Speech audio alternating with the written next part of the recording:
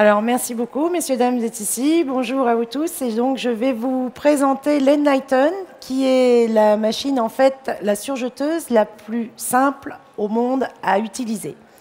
Alors, Babylock, qui nous sommes? Bien, nous sommes en fait l'inventeur de la surjeteuse. Donc, c'est pour ça qu'on a une technologie qui est très en avance par rapport à la concurrence. Vous allez voir au cours de la démonstration, notamment au niveau de l'enfilage, mais aussi, surtout, au niveau des réglages. Donc, je vous présente ma machine. Voilà, je vais l'ouvrir. Donc, elle est vraiment simple. C'est une 4 fils, donc une surjeteuse pure. Donc, l'avantage, si je veux l'enfiler, c'est que, à la différence de toutes les autres machines, sur les nôtres, nous n'avons pas d'ordre d'enfilage. Donc, on peut enfiler comme on a envie. Il suffit tout simplement de baisser le levier, de tourner le volant moteur vers moi et de connecter. Alors, il faudrait montrer un petit peu par là. Voilà. Là, de connecter, en fait, en tournant le volant, je vais connecter des petits tuyaux, en fait, qui vont servir de tunnel pour que mes fils puissent passer. Donc, l'avantage, vu que je n'ai pas d'ordre, je commence comme j'ai envie.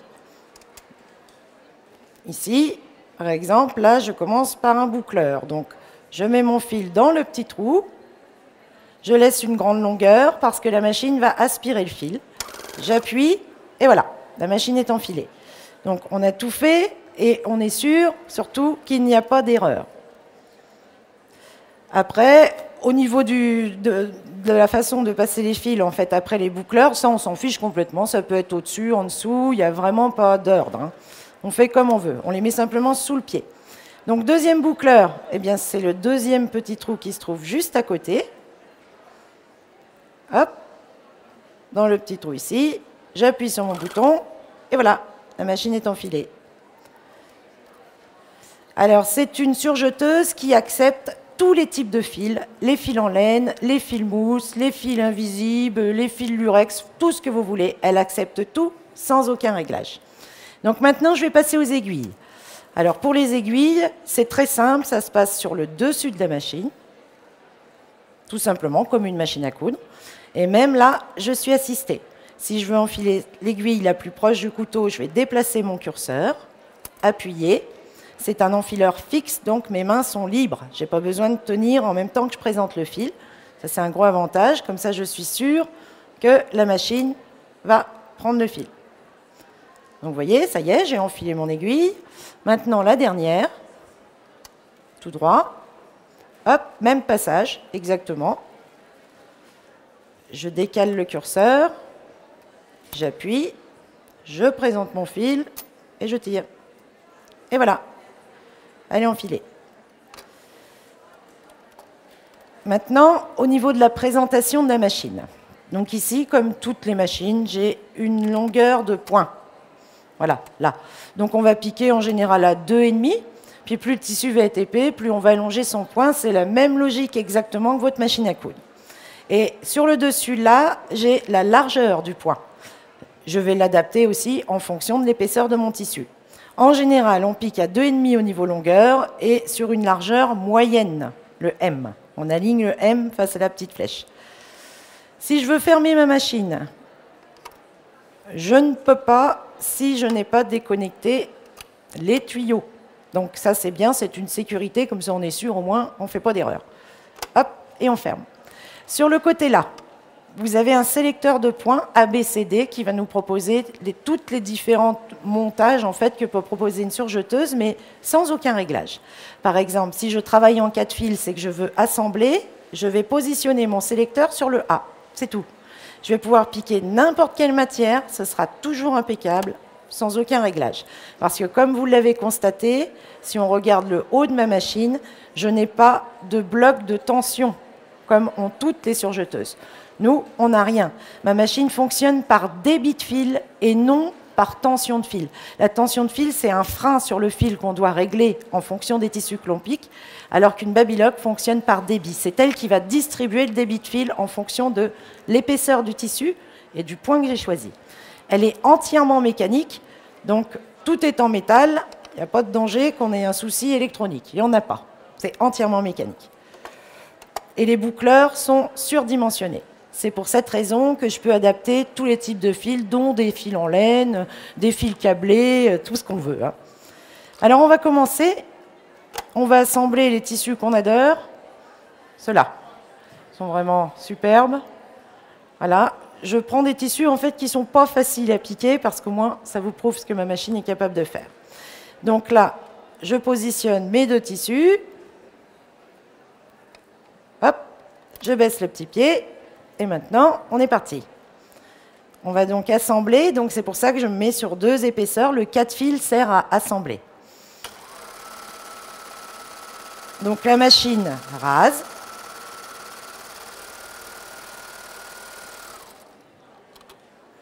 Et si vous regardez au niveau de la qualité du point par rapport au tissu, donc on voit bien qu'elle a parfaitement régulé ses tensions, que ce soit sur l'envers ou sur l'endroit. Les 4 fils sont parfaitement tendus. Si je tire, bien j'ai bien le côté extensible. Et si j'ouvre ma couture, c'est parfaitement cousu, sans avoir de point de manque. Et je n'ai rien adapté. Et vous allez voir, je vais pouvoir piquer n'importe quoi sans jamais adapter mes aiguilles. Toujours avec la même aiguille. Je n'ai pas le souci à me dire, bon, maintenant je vais piquer de l'organza, ça va être terrible. Non. Je vais piquer de l'organza et je n'aurai que le plaisir de coudre. On y va. J'ai rien modifié.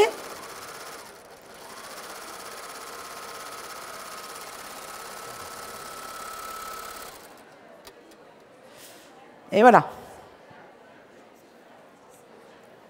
Vous pourrez venir le voir après de plus près si vous le désirez, mais il n'y a vraiment rien à dire.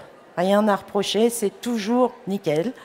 Vous ouvrez, elle respecte parfaitement le tissu, elle ne le fronce pas, elle le laisse vraiment. Donc là, on a assemblé en 4 fils. Maintenant, si je passe sur un tissu beaucoup plus épais, comme de la laine polaire, mais celle-ci, c'est de la double. Donc c'est vraiment épais. Ma machine va donner le débit de fil correspondant à l'épaisseur. Donc, ça y est, je présente. Je vais allonger simplement un petit peu plus mon point parce que c'est plus épais. Donc, je mets un peu plus de longueur de point et je vais mettre une largeur un petit peu plus grande. Et maintenant, on y va.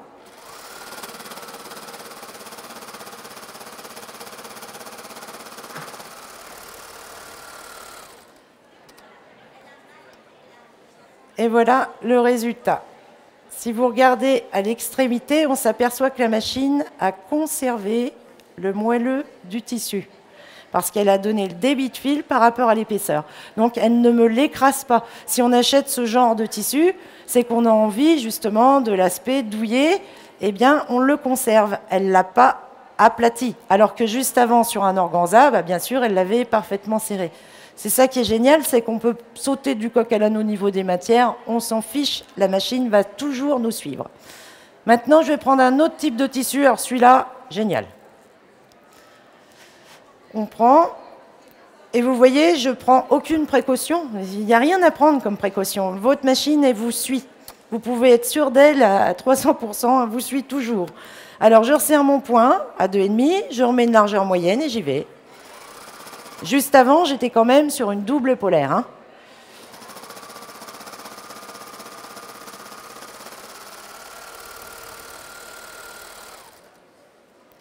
Hop. Voilà le résultat. Le dessous, le dessus, et bien sûr, toujours très extensible. Et rien à dire au niveau des tissus. Si je veux assembler 2 tissus à l'opposé l'un de l'autre, comme par exemple un sky et un petit velours côtelé. Je peux tout me permettre, même si je veux assembler un organza avec un sky. On peut tout se permettre avec une Babylock. Le résultat est garanti. Hop, on y va.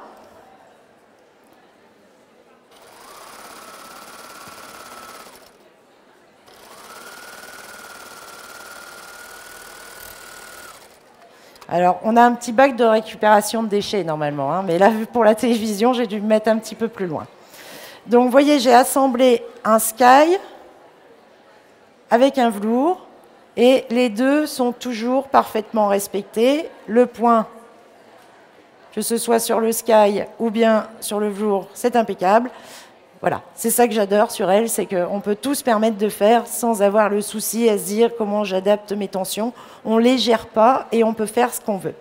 Maintenant, je vais vous montrer une autre petite chose qui est vraiment géniale. Vous avez envie de customiser vos vêtements? Eh bien, mettez les fils que vous désirez, par exemple des fils en laine, et puis pourquoi pas créer votre propre petit galon avec votre Babylock. Alors, je vais vous montrer comment on fait. Là, je ne vous change pas les fils, je garde des fils classiques, mais bien sûr, j'ai pris tous mes exemplaires à côté, parce que ça prendrait trop de temps si je devais à chaque fois changer les fils. Donc là, je vous fais avec le fil le plus moche qui soit, hein, mais vous allez voir déjà le résultat. Alors, on va créer son petit galon, donc on va renforcer l'extrémité du tissu.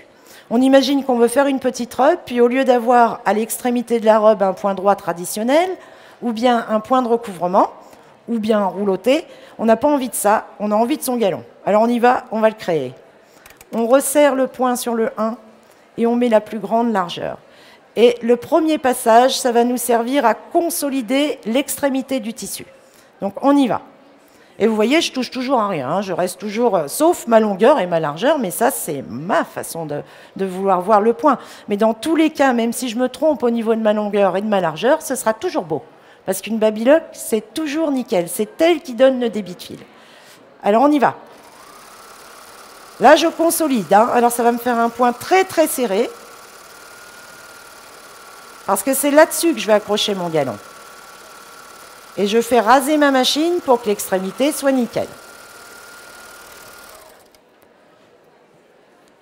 Alors, on est sur un surjet 4 fils et sur un tissu très fin. Vous voyez que la machine respecte parfaitement, ne le plie pas, alors que pourtant, j'ai une très grande largeur sur un tissu fin. Mais non, c'est respecté. Puis, on n'a pas un fil qui dépasse plus que l'autre. À partir de maintenant, je commence mon galon. Donc, je ne vais plus raser. Je vais aligner l'extrémité de mon point, l'extrémité du petit point, avec ce petit repère là qui est sur mon pied presseur. Ces deux petits repères-là, ce sont vos deux aiguilles. Mais si on regarde les aiguilles, forcément ça va trop vite, on n'a pas de guide, donc on regarde toujours son pied et on regarde les petits repères. Donc je m'aligne avec la dernière aiguille, la plus proche du couteau. Et j'y vais l'un sous l'autre. Qu'est-ce que fait ma machine? Elle pique une petite partie sur le tissu et une grande partie à l'extérieur, dans le vide.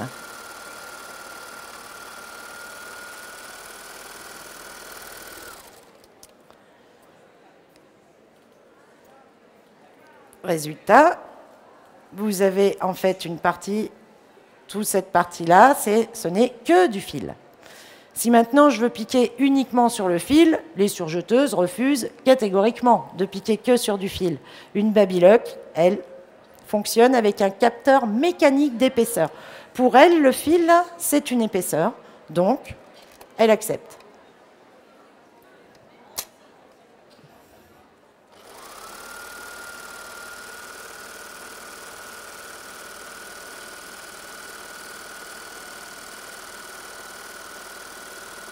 Alors le but, c'est surtout pas de le faire avec un fil comme ça.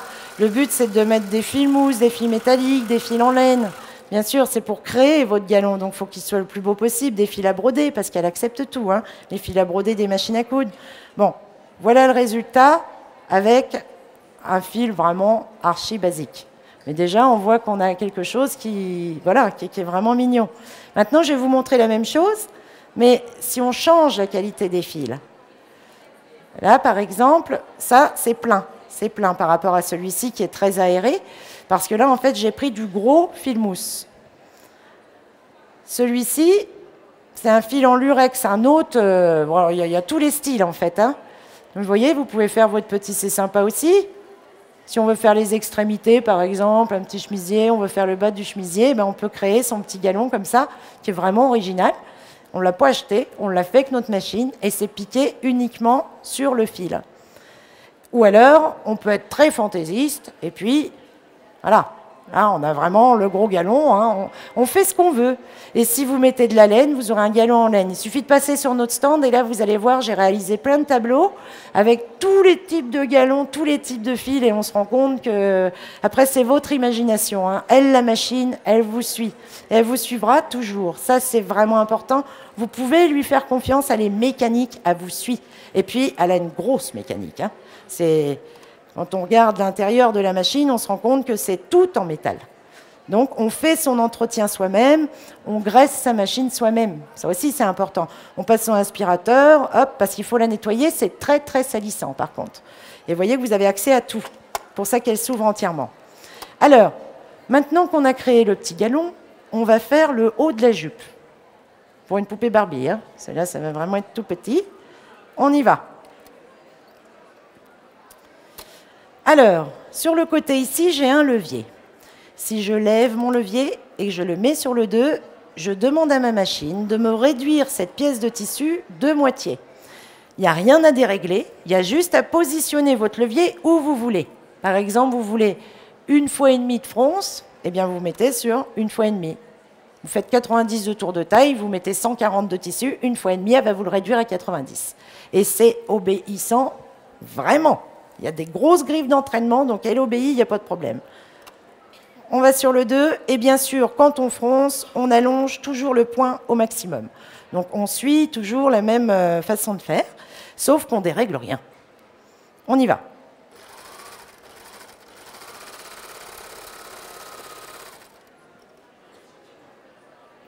Voilà le résultat. Donc, elle fait les fronces, forcément toutes régulières, et c'est piqué sur 2 lignes de piqûre, donc forcément 2 coutures, vu qu'on est en 4 fils. Donc, un gros surfilage au-dessus, 2 lignes de couture, donc ça tient. Vous voyez, ça tient, puis au moins, voyez, le calcul est tout fait, puis vous avez toutes vos fronces qui sont forcément toutes régulières. Alors, si on veut simplifier la vie, parce que là, c'est vrai que j'ai fait mes fronces, c'est parfait, mais après, je dois monter la ceinture. Si je veux, il y a tout chez Babylog, bien sûr, parce que c'est l'inventeur de la surjeteuse. Donc, on a tous les types de pieds et tous les types d'accessoires, parce qu'à la base, on était industriel. Quand la surjeteuse a été inventée, ce n'était pas pour les particuliers, mais pour l'industrie. Donc, bien sûr, on a des pieds qui nous facilitent la vie, comme par exemple le pied fronceur. C'est-à-dire qu'en une seule opération, j'ai un niveau, en fait, un étage sur mon pied. Je mets la partie que je veux froncer dessous, la partie que je ne veux pas froncer au-dessus, et en un seul passage, je fais les deux. Je fronce et j'assemble.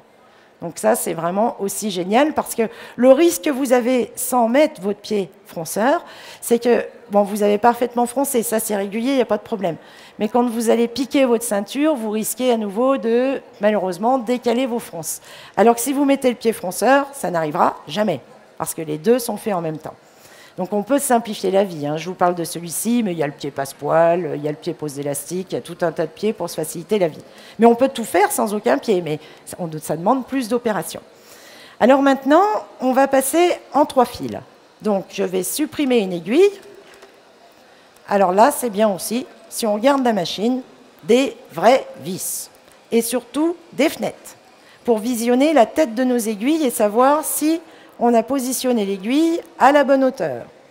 Donc hop, vous voyez ici, on voit qu'on aperçoit l'aiguille. Donc ça, c'est vraiment très bien. On ne peut pas faire d'erreur. C'est des petits détails, mais ça compte énormément en couture. Les petits détails, c'est très important. Donc j'enlève le fil. Bon, moi, je plante mon aiguille ici parce que ça m'évite de la perdre. Ça, je me retrouve. Et là, c'est très simple. Je veux travailler en 3 fils. B. C'est tout. Ça sera tout réglé, tout sera impeccable. Alors, par exemple, je veux juste surfiler, petit morceau d'organza, là, je veux juste le surfiler. Donc, hop, je vais mettre ma longueur de point à 2,5, une largeur moyenne. Je n'ai pas besoin non plus de faire une grande largeur, et j'y vais.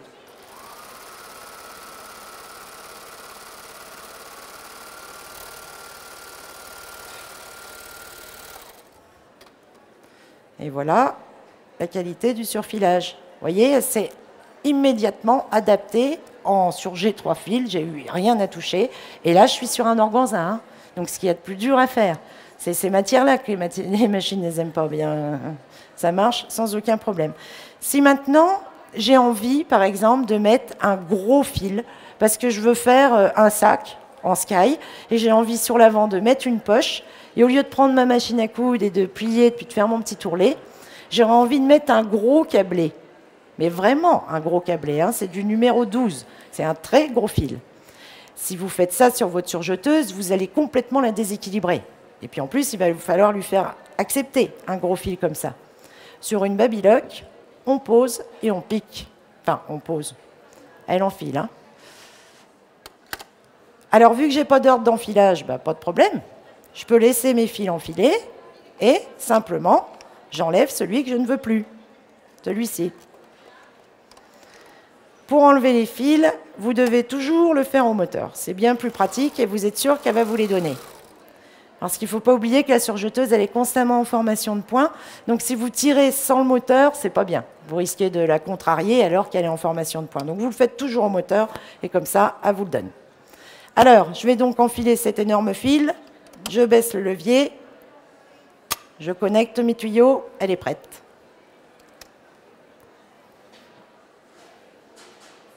Alors là, je vais couper l'extrémité parce qu'il faut que ce soit propre, bien sûr. C'est plus facile pour la rentrer dans le trou. Hop.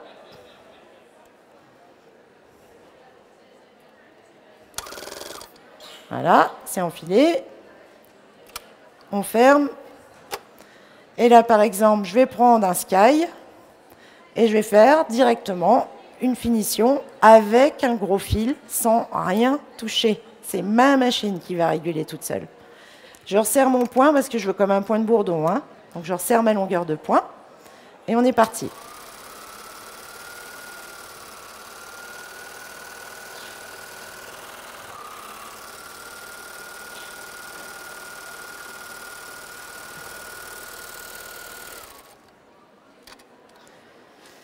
Voilà le résultat. Vous avez un gros fil câblé avec en dessous un tout petit. Alors lui, forcément, il remplit pas le tout petit, hein, mais c'est pour vous montrer à quel point la machine, elle est juste. C'est-à-dire qu'on n'a pas le gros fil qui va se retrouver sur l'autre côté parce que forcément beaucoup plus fort, donc il prend toute la place. Là, non. C'est géré comme si c'était des fils de qualité identique, alors que pourtant, c'est loin de l'être, sans avoir fait quoi que ce soit. Imaginons que cette finition ne vous plaise pas, vous n'avez pas envie de terminer comme ça. Vous auriez envie plutôt de quelque chose de plus en volume et plus étroit, comme un passepoil. Eh bien là, vous vous mettez sur le C. Et je pique sur un sky, hein. Ça glisse le sky. Je n'ai pas de pied en téflon, hein. C'est mon pied universel. Ça, c'est pour vous montrer quand même l'entraînement de la machine. Alors, je resserre mon point et on est parti.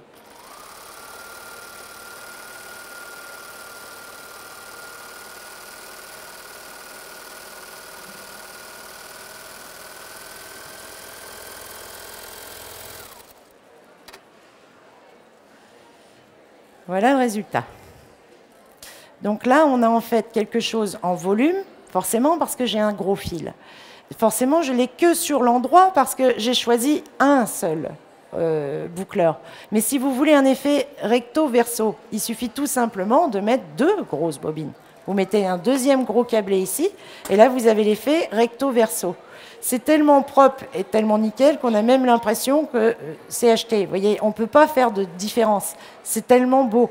Eh bien, cet effet-là, en fait, on peut l'avoir beaucoup plus important, mais mettez bien un deuxième gros fil. Mais j'en fais exprès d'en mettre qu'un seul, c'est pour vous montrer à quel point elle combat toute seule.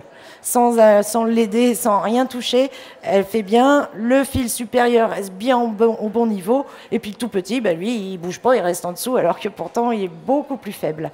Vous voyez, ce n'est pas le même taux de remplissage. Puis même, ce qu'il faut voir, c'est le toucher. Là, vous vous rendez compte tout de suite. Alors maintenant, je vais vous faire autre chose. On va passer à un rouloté. Mais je vais faire un rouloté qu'on n'a pas l'habitude de faire. Hein, sur un, bon, bien sûr, un organza, ça, on peut se permettre de le faire. Mais là, je vais rester avec mon aiguille, qui est une aiguille 90, alors que normalement, si vous travaillez ce genre de tissu, vous savez très bien que vous devez mettre une aiguille 70, c'est beaucoup plus adapté. Et surtout, ça va vous éviter de couper la bordure du tissu. Avec une babylock, c'est je fais ce que je veux. Et c'est réellement ça. C'est-à-dire que là, vous avez un fil câblé qui est fait pour des tissus, des gros tissus, du cuir, du sky, du jean, pour faire les surpiqûres. Eh bien, moi, je vais le mettre sur un organza et je vais faire un rouloté avec. Je me positionne sur le D. Le D, c'est rouloté. J'allonge un peu plus mon point parce que je vais faire un rouloté qu'un câblé quand même sur un organza. Donc, il ne faut pas que je resserre trop quand même. Donc, je laisse un petit peu plus éloigné. Donc, je me mets à 2,5 hein, au niveau longueur. Et on est parti.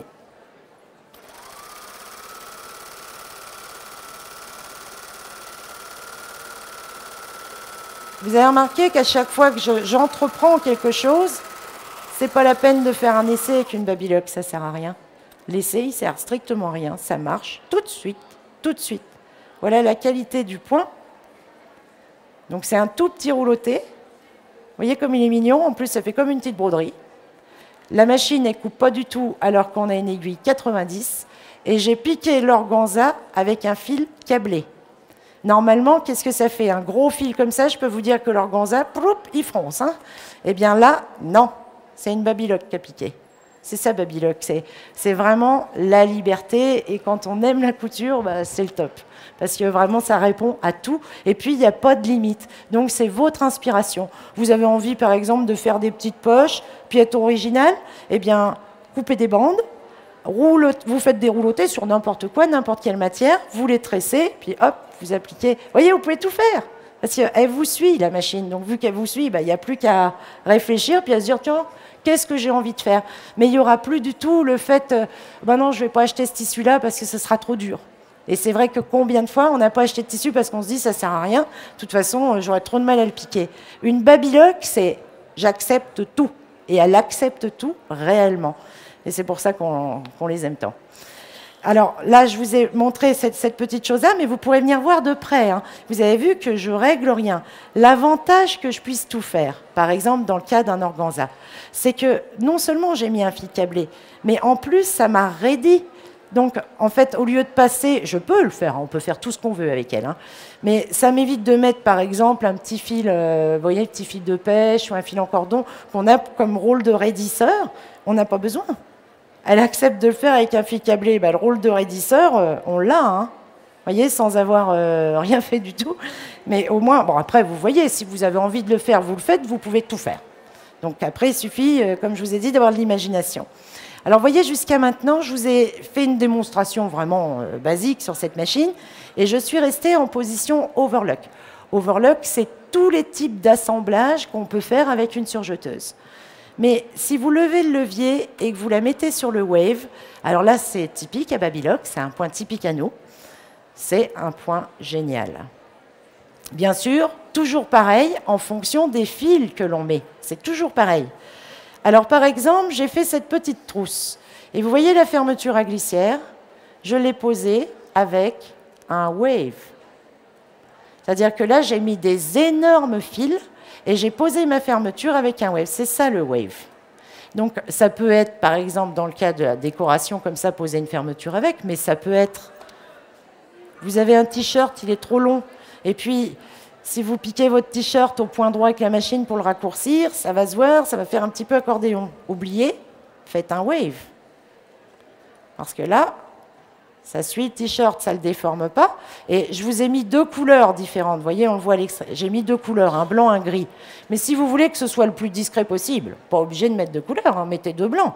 Mais au moins, ça vous fait la largeur d'un biais, mais ça suit l'extensibilité du tissu. Donc on peut se permettre, par exemple, de, pourquoi pas, on fait un wave, ou on le fait sur une nappe, ou on le fait où on veut, mais on peut customiser comme on a envie. Vous fabriquez des petits accessoires et vous voulez faire un wave en plein milieu de votre ouvrage, c'est beau, parce que c'est toujours en fonction de la matière que vous lui donnez. Donc mettez des fils en laine, par exemple, et là vous aurez un wave sur une laine polaire avec des fils en laine. Vous voyez, ce qui est génial, c'est ça, c'est que voilà, on met ce qu'on veut. Et c'est vraiment, je pose et je règle rien. De toute façon, je réglerai où? J'ai rien. Il n'y a rien pour régler. Donc vous voyez bien que je ne peux pas.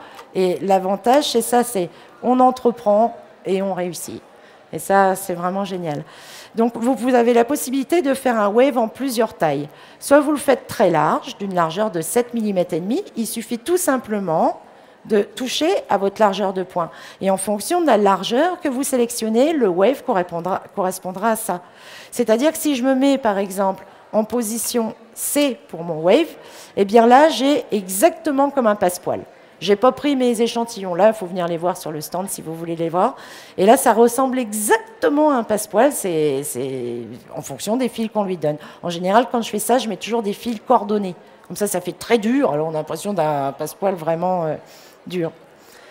Voilà, au niveau de la machine. Et puis, bien sûr, la grande ouverture, vraiment pratique pour ne surtout pas oublier. C'est des machines qui sont superbes, mais par contre, qui nécessitent toujours, après chaque ouvrage, le nettoyage. Parce qu'elles coupent, elles sont hyper salissantes, et ça, il ne faut pas oublier de les nettoyer. C'est pour ça que Babylock a tout fait pour que vous puissiez les nettoyer. Vous n'avez pas à prendre votre tournevis, tout s'ouvre directement. On voit que ce n'est pas de la petite charnière, hein.